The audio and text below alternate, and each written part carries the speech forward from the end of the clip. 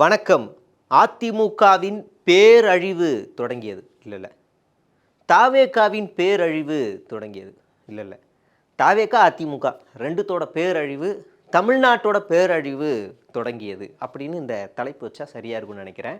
ஏன் அப்படின்னா, சி.வி. சண்முகம் எடுக்கக்கூடிய அந்த மூவ் இருக்குல்ல, அது எல்லாமே பாஜக உருட்டக்கூடிய அந்த பகடக்காய் 3 பகடக்காயை வச்சுக்கிட்டு பாஜக உருட்டுது. ஒன்று எஸ்பி வேலுமணி, சி.வி. சண்முகம், விஜயபாஸ்கர் 3 பேரையும் உருட்டி பாஜக விளையாட்டை ஆரம்பித்து விட்டது. நான் சொல்கிற எல்லாத்தையும் நீங்கள் கனெக்ட் பண்ணி பாருங்கள். அதுக்கப்புறமா என்ன நீங்கள் கேள்வி கேளுங்க.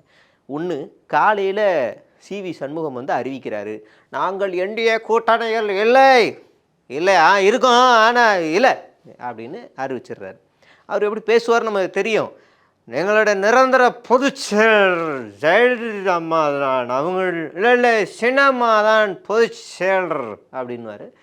அதுக்கப்புறம் மறுபடியும் எங்கள் நிரந்தர பொதுச்செயலர் டிடிவி தினகரன், இல்லை பொதுச்செயலர் பன்னீர்செல்வம், எங்கள் நிரந்தர பொதுச்செயலாளர் அம்மா உருவத்தில் இருக்க தீபா அப்படின்வார். கடைசியாக ஒரு வழியாக ஃபார்முக்கு வந்துட்டாப்புல, எங்களோட நிரந்தர பொதுச்செயலாளர் எடப்பாடி பழனிசாமி அப்படின்னு சொன்னவர். தேர்தலுக்கு முன்னாடி கூட சொல்லியிருக்காரு, பொதுச்செயலாளர் எடப்பாடி பழனிசாமி சிஎம் அப்படின்னாரு. ஏன் ஒரு படி கீழே போய் போதையில்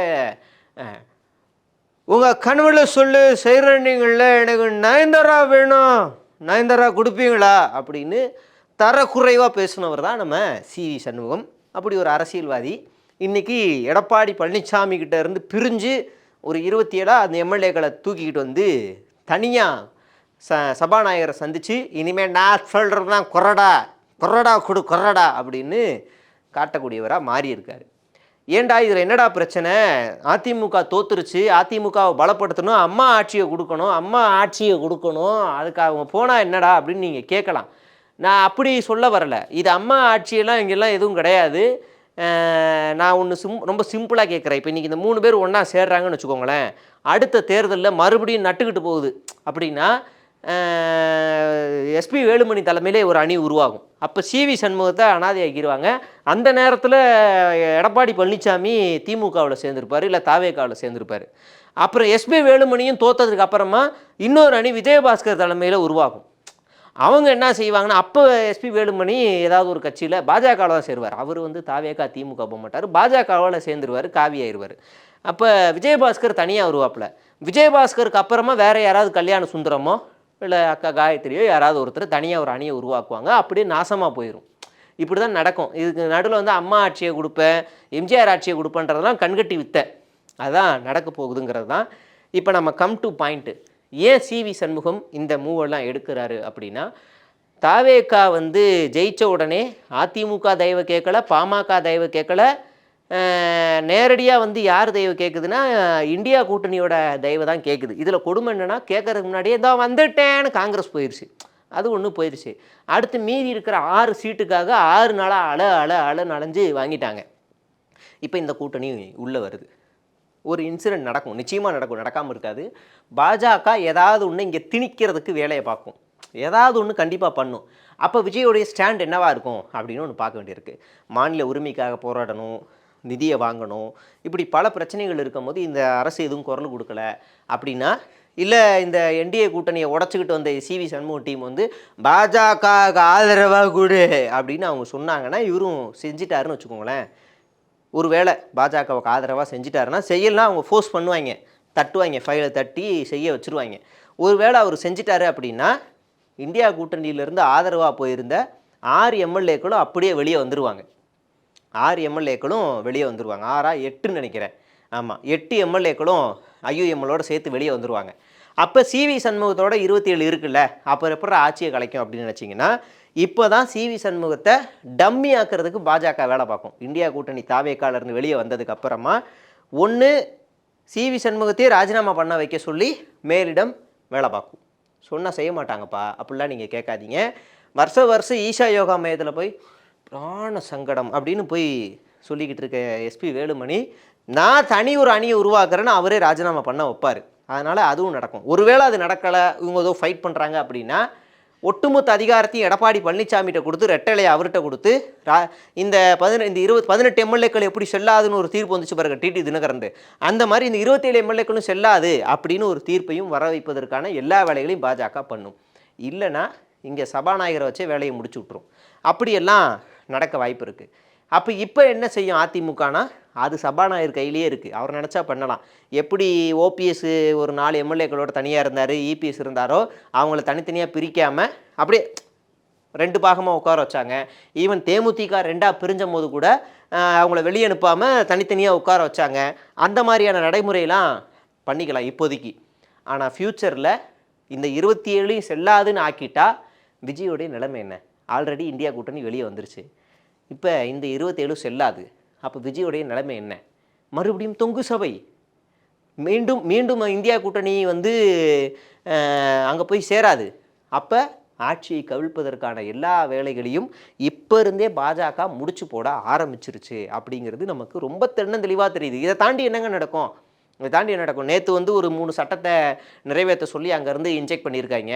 கேஸ் விலை ஏறுது, பெட்ரோல் விலை ஏறுது, நிதி தர மாட்டாங்க, எப்படியும் போராடி தான் ஆகணும். நீட்டை ஒழிக்க மாட்டாங்க, போராடி தான் ஆகணும். இப்போ இந்த பக்கம் சிபிஐ இடிலாம் வேறு இருக்குது. இதெல்லாம் வளைஞ்சு கொடுத்து போக வேண்டியிருக்கு. அப்படி போச்சுன்னா நிச்சயமாக இந்தியா கூட்டணி வெளியே வரும். இந்தியா கூட்டணி எப்போ வெளியில் வரும் அப்படின்ற காத்துக்கிட்டு இருக்கிறது தான் பாஜக காத்துக்கிட்டு இருக்கு. அப்படி நடந்துச்சுன்னா முடிஞ்சு. ரொம்ப சிம்பிளாக சொல்கிறேன், நீ சொல்கிறதெல்லாம் யூகம், அது எப்படிப்பா நடக்கும் அப்படின்னு நீங்கள் கேட்கலாம். சிவி சண்முகத்துக்கு என்ன அக்கறை தாவேக்காவுக்கு ஆதரவு கொடுக்க? இன்றைக்கி அதிமுகவை அழிச்சதே தாவேக்கா, அது ஊருக்கே தெரியும். 2வது அவர் எம்பி பதவியை ராஜினாமா பண்ணுறாரு. மாறா சட்டமன்றத்தில் கொறடாவாகவோ இல்லை அவை தலைவராகவோ இல்லை துணைத் தலைவராகவோ எந்த பொறுப்புலையும் இல்லை.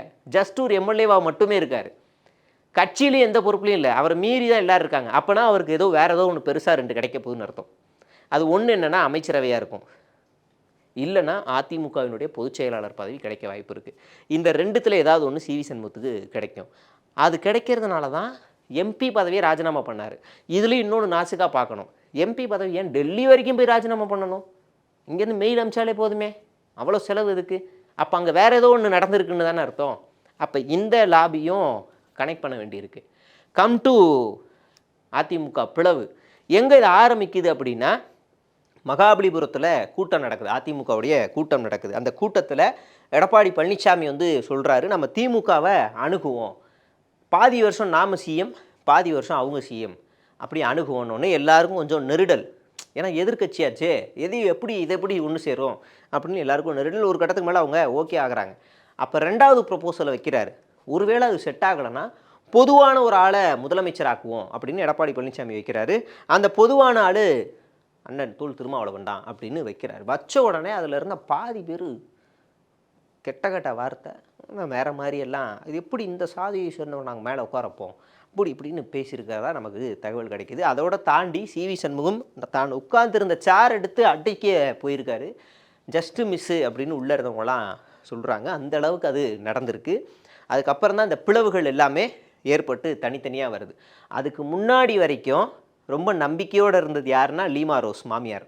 அவங்க தான் இருந்தாங்க. என்ன சொல்கிறாங்கன்னா, நிச்சயம் எடப்பாடி பழனிசாமி தலைமையில் ஆட்சி அமைக்கும், எடப்பாடி பழனிசாமி தான் முதலமைச்சர்னு ஒரு அறிக்கை விடுறாங்க. அவங்க விடுறதுக்கான காரணம் என்னென்னா இந்த கூட்டம் தான். இது நடக்க போது, இது எல்லோரும் ஓகே சொல்கிறாங்கன்னு நினச்சாங்க. ஆனால் இது நடக்கலை, பிளவு ஏற்படுது. ஆனால் யார் தலைமையில் லீமா ரோஸ் ஜாயின் பண்ணுறாங்க? எடப்பாடி பழனிசாமி தலைமையில் ஜாயின் பண்ணுறாங்க. ஆனால் அங்கே அவரையே கழட்டி விட்டுட்டு இன்றைக்கி சிவி சண்முகம் கூட சுற்றிக்கிட்டு இருக்காங்க. இந்த தாவேக்கா இணைப்பு இருக்குல்ல, சிவி சண்முகம் போய் தாவேக்காவுக்கு ஆதரவுன்னு, அது நடுவில் இருந்து லாபி பண்ணி வேலை பார்க்குறது லீமா ரோஸ் அவர்கள் தான். இந்த லாபியை தான் பாஜக மேலேருந்து இன்ஜெக்ட் பண்ணிக்கிட்டு இருக்கு. அவங்க நினச்சா எடப்பாடி பழனிசாமியை டம்மி பண்ண முடியும், அவங்க நினச்சா எஸ்வி வேலுமணி டீமை டம்மி பண்ண முடியும். இதை 2த்தில் எதை வேணுனாலும் அவங்க டம்மி பண்ணி இந்த ஆட்சியை கவிழ்க்கிறதுக்கான எல்லா வேலைகளையுமே செய்யுது. அப்போ இதுக்கு என்ன சொல்யூஷன் அப்படின்னா, முதல்வர் விஜய் ரொம்ப தெளிவான ஒரு முடிவு எடுக்கணும். நீங்கள் எப்பேற்பட்ட எதிர்ப்பை சந்திக்க போகிறீங்க அப்படின்னா, மிகப்பெரிய எதிர்ப்பு. இவ்வளவு நாள் நீங்கள் சினிமாவில் இந்த அரசியல் கட்சியில் சந்தித்த ஒரு எதிர்ப்பெல்லாம் சாதாரணம். உங்களுக்கு திமுக எதிர்ப்பெல்லாம் ஒரு ஜனநாயக எதிர்ப்பாக தான் இருந்திருக்கும். உங்களுக்கு பெரிய நடவடிக்கை, பெரிய இதெல்லாம் இருந்திருக்காது. இனிமேல் நீங்கள் சந்திக்க போகிற அந்த பாஜக எதிர்ப்பு இருக்குல்ல, அது உக்கிரமாக இருக்கும். பலர் உங்களோட இருப்பவர்கள் கைது செய்யப்படலாம், பலர் மீது வழக்கு பதிவு செய்யப்படலாம், பலர் மீது இடி சிபிஐ ரைடு நடக்கலாம். என்ன வேணாலும் நடக்கலாம். நிதி கொடுக்க மாட்டாங்க, நெருக்கடி கொடுப்பாங்க, அழுத்தம் கொடுப்பாங்க, பல வேலைகள் நடக்கும். இதெல்லாம் நீங்கள் சமாளித்து தமிழ்நாடு ஒரு படி முன்னாடி நிற்கும் அப்படின்னா, இந்த சிவி சண்முகம் அணியை ஏற்றுக்காம, சிவி சண்முகம் அணி, அதிமுக அணி, பாமக அணியை ஏற்றுக்காம, எனக்கு பெரும்பான்மை நிரூபிக்க இந்தியா கூட்டணியினுடைய ஆதரவே போதும் அப்படின்னு உறுதியாக நின்னீங்கன்னா அப்படின்னா, நிச்சயமாக சொல்கிறோம், நீங்கள் எப்பேற்பட்ட பிரச்சனைகளை சந்தித்தாலும் சிபிஐ, சிபிஎம், விசிக, ஐயுஎம்எல் எல்லாரும் முன்னாடி நின்று உங்களுக்காக போராடுவாங்க. பாஜக எதிர்ப்பு அரசியல உங்கள் கூடவே நின்று போராடுவாங்க. எக்காரணத்து கொண்டு உங்களுக்கு கொடுத்த ஆதரவாக உங்கள் வாய்ப்பே கிடையாது, வாபஸ் வாங்க. அப்படியான ஒரு உறுதியான கூட்டணியை உங்களுக்கு ஆதரவு கொடுத்துருக்கு. அந்த கூட்டணியை நீங்கள் விட்டுட்டீங்க அப்படின்னா அப்புறம் நீங்கள் உங்கள் ஆட்சியை காப்பாற்றிக் கொள்ள முடியாது. பாஜகவினுடைய ஆட்டம் அதிகரிக்கும்.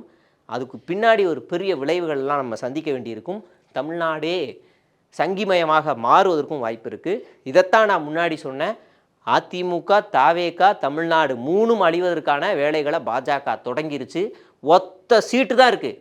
ஆனால் அந்த சீட்டை அவங்க எப்படி லாபி பண்ண போகிறாங்க, நான் சொன்னது எல்லாத்தையும் நீங்களே கனெக்ட் பண்ணி பாருங்கள். இது எல்லாமே நடக்கும். ரொம்ப தெளிவாக சொல்லணும் அப்படின்னா, சிவி சண்முகத்தை விஜய் சேர்க்கக்கூடாது. அவர் தான் என்டிஏ கூட்டணியில் இல்லைன்னு சொல்லிட்டாருன்னு சொன்னால், அவர் சொல்கிறதுக்கு அவருக்கு என்ன அதிகாரம் இருக்குது? அவர் என்ன பொதுச் செயலாளரா, இல்லை இதுக்கு முன்னாடி எல்லா முடிவுகளும் அவர் தான் வெளியிட்டிருக்காரா? யார் அவர்? கட்சியினுடைய தலைமையா? இல்லை, சிவி சண்முகம் சொன்ன கருத்துக்கு அதிமுகவினுடைய தலைமையிலிருந்து அறிக்கை வெளிவருது. எதுக்கு செந்தில் பாலாஜி 1/2 மணி நேரம் சந்திச்சிங்க, என்ன நடக்குது, நீங்கள் எதுக்கு தாவேக்கு ஆதரவு போகிறீங்கன்னு அறிக்கை வெளியிடுது. அப்படின்னா அவர் சாதாரண ஒரு ஆள் இல்லை, அவர் பாஜக பின்புலத்தில் தான் இருக்கிறார், அதிமுகவில் தான் இருக்கிறார், என்டிஏ கூட்டணியில் தொடர்கிறார். அது இன்னும் அஃபிஷியல் ஆகலை அப்படின்னு நம்ம புரிஞ்சுக்க முடியுது. விஜய் இந்த நேரத்தில் தான் ரொம்ப தெளிவான முடிவு எடுக்கணும். ஆதரவு கொடுத்தாலும் அவர்களுடைய சவகாசத்தை கிட்ட வச்சுக்க கூடாது அப்படிங்கிறதான் நாம் சொல்ல வேண்டியிருக்கு. அப்போ தான் தமிழ்நாட்டை காப்பாற்ற முடியும் அப்படிங்கிறதுல நாம் ஒரு புரிதலுக்கு வரணும். தொடர்ந்து பேசுவோம். நன்றி, வணக்கம்.